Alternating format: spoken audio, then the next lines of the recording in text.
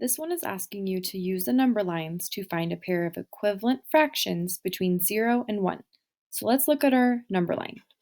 Here is 0, here is 1.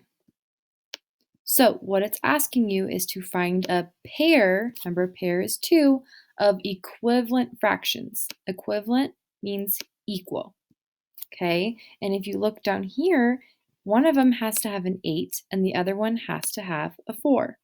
So equivalent means equal. That means that the fractions will be at the same spot.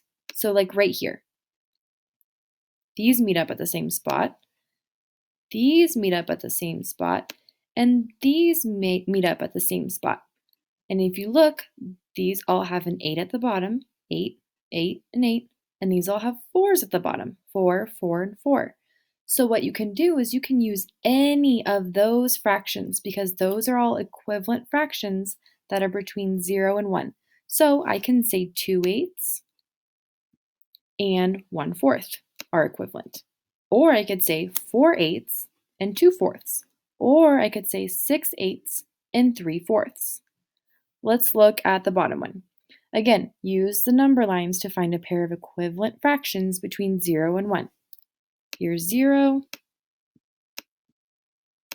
and here is 1.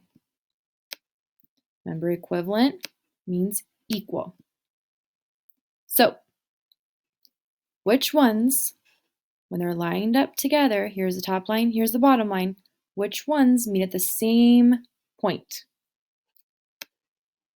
Right here and right here. I can say 2/6 and 1/3, or I could say 4/6 and 2/3. They are equivalent.